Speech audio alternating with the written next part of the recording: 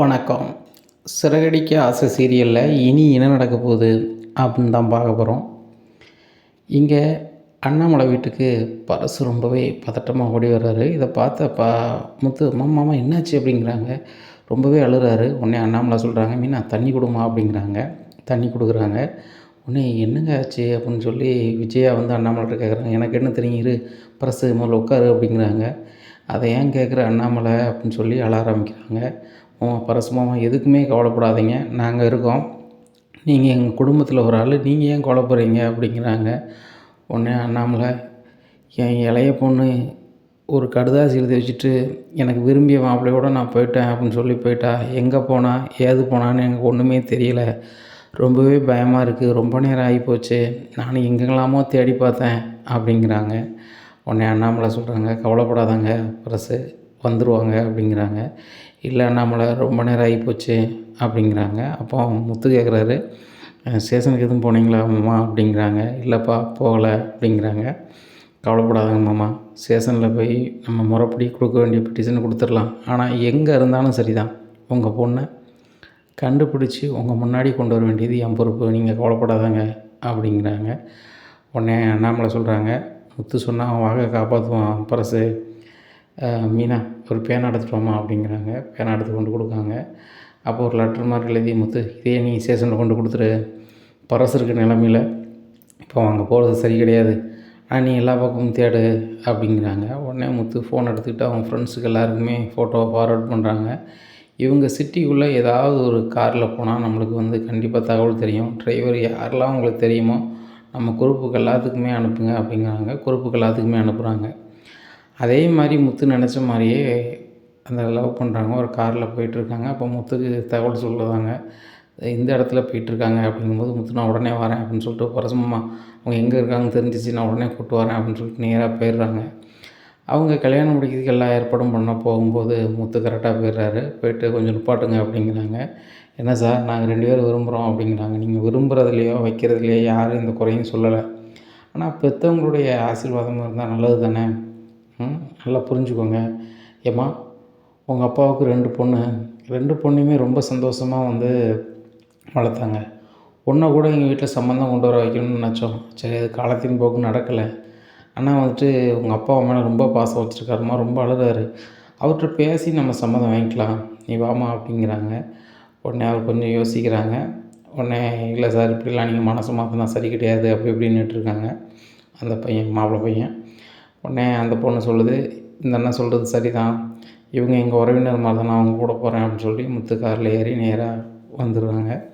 வந்துக்கிட்டே இருக்கும்போது அண்ணாமலைக்கு கால் பண்ணுறாங்க முத்து. அப்பா, பரசுமம்மா பொண்ணை கூப்பிட்டேன், நீங்களும் வாங்கப்பா, மீனா நீனும் வந்துடு வீட்டுக்கு அப்படிங்கிறாங்க. சரி அப்படிங்கிறாங்க.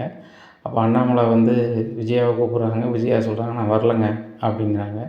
சரி, நான் கிளம்புறேன் அப்படின்னு சொல்லிட்டு நேராக பரசு வீட்டுக்கு எல்லாருமே போயிடுறாங்க. போய் அந்த பொண்ணு ரொம்பவே அழுகுது. இந்த மாதிரி நான் பண்ணது தப்பு தான்ப்பா, உங்கள்கிட்ட ஒரு வார்த்தை கேட்டிருக்கணும். சரி, அக்காவை வந்து அரேஞ்ச் மேரேஜ் பண்ணீங்க, நான் லவ் மேரேஜ் பண்ணால் ஏற்றுப்பீங்களா ஏற்றுக்க மாட்டீங்களான்னு எனக்கு தெரியல. அதுபோக அந்த பையன் அவங்க வீட்டில் ஏற்றுக்கவே மாட்டுறாங்கன்னு சொன்னபோது எனக்கு என்ன செய்யணும்னு தெரிலப்பா. அதான்ப்பா நான் கல்யாணம் வைக்கணும்னு போயிட்டேன். உங்களை மதிக்காமல் போகிறேன் வைக்கணும்னு நினைக்க வேண்டாம்ப்பா. எல்லாத்தையுமே முத்தண்ணன் பேசி எனக்கு புரிய வச்சுட்டாங்க அப்படிங்கிறாங்க. முத்து, ரொம்ப நன்றிப்பா அப்படின்னு சொல்லிட்டு எழுறாங்க. என்னம்மாம்மா நீங்கள் வந்து எங்கள் அப்பா இடத்துல தான் உங்களை நான் வச்சு பார்க்குறேன். நீங்கள் என் மாமா பொண்ணு நல்லா இருக்கணும்னு நினைப்பேன் அப்படின்ட்டு இருக்கும்போது, அண்ணாமலை, உன் குடும்பத்துக்கு நான் ரொம்பவே கடமைப்பட்டிருக்கேன். என் பொண்ணுக்கு என்ன ஆச்சோ ஏதாச்சோன்னு சொல்லி ரொம்ப நான் தவிச்சு போயிருந்தேன். எனக்கு வந்து ரொம்பவே சந்தோஷமாக இருக்குது. உங்கள் குடும்பம் இருக்க போய் என் பொண்ணை காப்பாற்றிட்டாங்க அப்படி இப்படின்னுட்டு இருக்கும்போது அண்ணாமலை சொல்கிறாங்க, பரசங்க பாரு, இப்போ உள்ள காலத்தில் வந்து அவங்கவுங்க விருப்பம் தான். யாருக்கு என்ன பிடிச்சிருக்கோ அதை நம்ம செய்ய வேண்டியது நம்ம கடமை. என்ன, பையன் என்ன படிச்சிருக்கான், ஏது படிச்சிருக்கான், எந்த ஊர், என்ன வரும்னு கேளு, நம்மளே பேசி முடிப்போம் அப்படிங்கிறாங்க. உடனே பரசு சொல்கிறாங்க அவங்க பொண்ணுகிட்ட, உனக்கு விரும்பிய மாப்பிள்ளைய கல்யாணம் முடிச்சு வைக்க அப்பாவுக்கு சம்மதமா, அம்மாட்டி சொல்லியிருந்தாங்க அப்படின்னு சொல்லிட்டு வீட்டம்மா கூப்பிட்டு சொல்லிடுறாங்க. உடனே பரசோட வீட்டம்மா சொல்லுது, ஏங்க இவ்வளோத்துக்கு ஆன பிறகு அவள் விருப்பப்படி நம்ம பண்ணிடலாங்க, ஏங்க நம்ம அந்த பொண்ணுக்கு எதிராக இருக்கணும் அப்படிங்கும்போது அவங்க ரொம்ப சந்தோஷம். அப்போ அண்ணா முத்து சொல்கிறாரு, அந்த பையன் வீட்டு அட்ரஸ் என்னன்னு சொல்லுங்கள், அதை நம்ம பேசி முடிச்சிடலாம், மீனா நம்ம போயிடலாங்களா அப்படிங்கிறாங்க.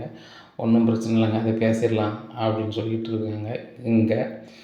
அதே மாதிரி அந்த பையன் வீட்டில் வந்து பையன் ரொம்பவே அழுறாரு.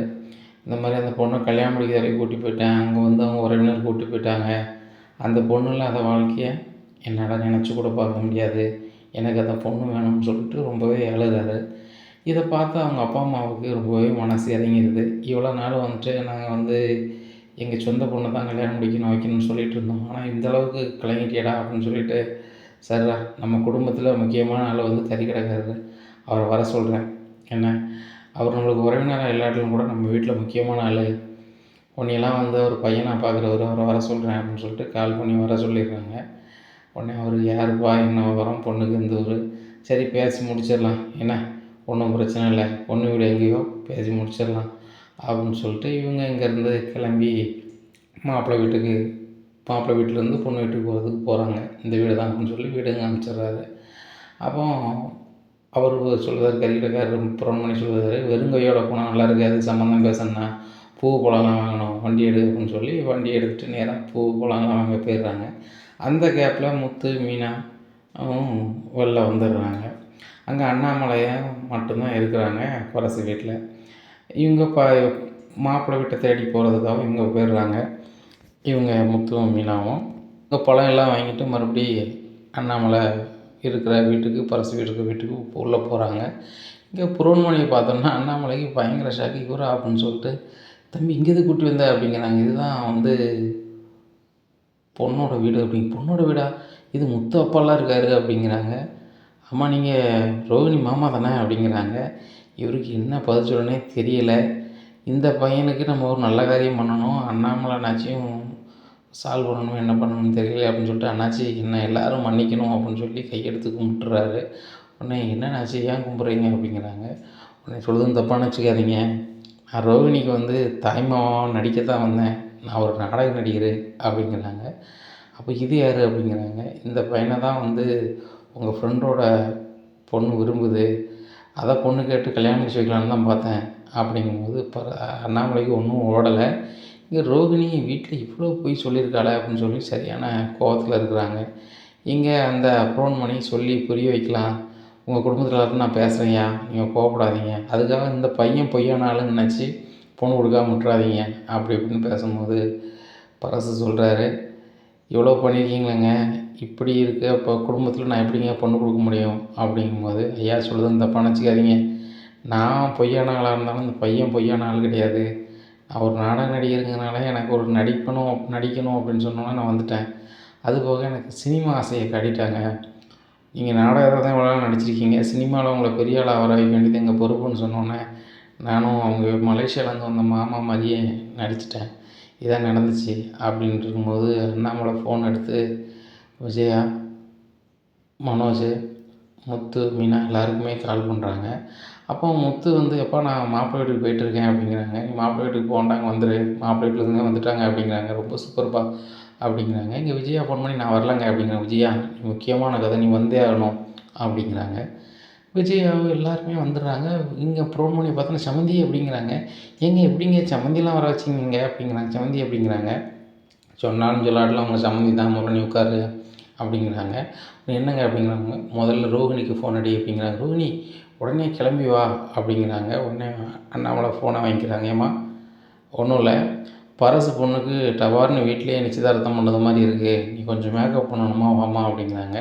சரி அங்கிள் அந்த அட்ரஸ் எனக்கு கொஞ்சம் அனுப்புங்க அப்படின்னோடனே முத்து இது அனுப்பிடா அப்படிங்கிறாங்க. அட்ரஸ் அனுப்பிடுறாங்க. இங்கே எல்லாருமே கடுமையான கோவத்தில் இருக்காங்க ரோகிணி மேலே.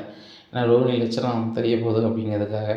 இங்கே ரோகிணி நம்ம பார்லர் வேலை தானே செய்ய போகிறோம்னு சொல்லிட்டு அந்த க்ரீம் எல்லாத்தையும் எடுத்துக்கிட்டு பரசு வீட்டுக்குள்ளே வராங்க. அங்கே பார்க்குறாங்க புரோன்மணி உட்காந்துருக்காங்க, நிறைய பேர் உட்காந்துருக்காங்க. மனோஜ் சரியான கோவத்தில் இருக்கிறாரு. வந்தவுடனே ரோகிணியை நீ வெளியே போடி அப்படிங்கிறாங்க மனோஜ். உடனே முத்து சொல்கிறாரு, இரு முறை வாசல் செய்யணும்னா முதல்ல உள்ளே கூப்பிடுவோம், மேடம் உட்காருங்க, மலேசியாவில் உள்ளவங்க பெரிய பணக்காரங்க, அவங்க அப்பா பெரிய பிஸ்னஸ் மேன், என்னடா நீ பேசுகிற, மரியாதை கொடுக்கணுமாடா அப்படிங்கிறாங்க. உடனே எல்லோரும் நான் மன்னிச்சிருங்க அப்படின்னு சொல்லி ஃபோன் பண்ணி மறுபடியும் சொல்கிறாரு, அண்ணாச்சி உங்கள் மேலே எந்த கோபமும் இல்லை, இவ்வளோத்துக்கும் காரணம் இந்த ரோகிணி தானே அப்படின்னு சொல்லி அண்ணாமலைக்கு சரியான கோபம் வந்துடுது. ரோகிணியை பலார்னு வாங்குதாங்க. உடனே முத்து சொல்கிறார், பார்த்தல ரோகிணி, எங்கள் அப்பா வந்து எந்த விஷயத்துலையும் கோவப்பட மாட்டார், அதிகபட்சமாக அவங்கள்ட்ட நடந்துக்கிறாருனாக்க கண்டிப்பாக நீ பண்ணது தான். ஒரு குடும்பத்தையும் நீ மொட்டை போட்டிருக்க அப்படிங்கிறாங்க. அப்போ தான் அண்ணாமலை பேச ஆரம்பிக்கிறாங்க. விஜயா, இந்த ரோகிணி வந்து பணக்காரி அப்படி இப்படின்னு சொல்லி தானே கல்யாணம் முடிச்சு வச்சா அப்படிங்கும்போது இங்கே வந்து விஜயா ஷாக்காகி போயிருக்கிறாங்க. அப்போ இப்போ ரோகிணி பணக்காரி இல்லையா என்னங்க அப்படிங்கும்போது தான் எல்லா கதையும் தெரிஞ்சோடனே விஜயாவுக்கும் தாங்க முடியல. டேய் மனோஜ், உடனே நம்ம கிளம்பலாம்டா அப்படிங்கிறாங்க. உடனே அண்ணாமலை சொல்கிறாங்க, முதல்ல இதுக்கு ஒரு தீர்வு பண்ணணும். பிரசு, அவங்க கல்யாணத்தை நடக்கணும்னு சொல்லிடு, ஆனால் அந்த ரோகிணிக்கு என்ன செய்யணுமோ செய்யணும் அப்படிங்கிறாங்க. உடனே அண்ணாமலை, என் குடும்பத்துக்கு ஒரு நல்லது பண்ண வந்து உன் குடும்பத்துக்கு இப்படி ஆயிடுச்சே அப்படிங்கிறாங்க. இல்லை பிரசு, எல்லாம் நன்மைக்குன்னு சொல்லுவாங்க, நன்மை தான். இந்த ரோகிணியை பற்றிய விஷயம் விஜயாவுக்கு தெரிய வந்துட்டுல, கடையை விற்று தான் பார்லர்னு சொல்லி ஏமாற்றிட்டு வீட்டில் இருக்கும்போது நானும் முத்து எதுவுமே சொல்லலை. ஆனால் தான் வாழ்க்கையை மறைச்சி இங்கே இருக்கும்போது நம்ம அதை விட்டுட்டு பார்த்துட்டு இருக்க முடியாதுல்ல. மனோஜ் என் பையன் தானே, எனக்கும் வலிக்க தானே செய்யும் அப்படிங்கிறாங்க. இதை கேட்ட பரசு, ஏம்மா அப்படி பண்ணேன், அருமையான குடும்பம். விஜயம்மா கோவப்பட்டாலும் அண்ணாமலை அவ்வளோ பண்பான ஆள். முத்துவாக இருக்கட்டும், ரவியாக இருக்கட்டும், எல்லாருமே ரொம்ப நல்ல ஆட்கள்மா அந்த வீட்டில். ஏம்மா அப்படி போய் சொன்னேன், நீ யாரும்மா அப்படின்னு பரசு கேட்குறாரு. இங்கே ரோகிணி என்னத்தை சொல்லி தப்பிக்கன்னு தெரியலையே, நம்மளுடைய உண்மை நிலையை சொன்னால் நம்ம வந்துட்டு மாட்டிப்போமே அப்படின்னு சொல்லிட்டு ரொம்பவே முழிக்கிறாங்க. அப்போ தான் ரோகிணி சொல்கிறாங்க, என்னை எல்லோரும் மன்னிக்கணும், எங்கள் அப்பா இன்னும் போய் சேரலை இருக்கிறாரு அப்படின்னமா, எங்கள் அப்பா காலம் தவறல இருக்கிறாங்க, எங்கள் அப்பா இன்னும் என்னை பார்க்க வரலன்னா நீங்கள் மேலும் கோவத்தை சொல்வீங்கன்னு சொல்லி தான் நான் இவ்வளோ பொய்யே சொன்னேன். இவர் எங்கள் மாமன் கூட நடிக்க கூட வந்தேன் அப்படி இப்படின்னு இருக்கும்போது டவார்னு அப்புறம் ஒன்று எரிச்சிடுறாரு. ரோகிணி, இனிமேல் நடிக்காதம்மா, உண்மையை சொல்லிடு, உன் வாழ்க்கையை நீ காப்பாற்றணும். ஏங்க இந்த பொண்ணு சொல்லது எல்லாமே பொய். இவளை பற்றிய உண்மையான விஷயம் தெரியணும்னா அவள் ஃப்ரெண்டு வித்யாட்ட கேளுங்க, எல்லாமே தெரியும். இந்த பிள்ளையோட சொந்தக்காரங்க யாருமே மலேசியாவில் இல்லை, இதுதான் உண்மை. இந்த பொண்ணு இந்த நேரத்தில் இந்த பொய்யை சொல்லி எப்படியாவது தப்பிக்கன்னு நினைக்கிது, சரிதானா?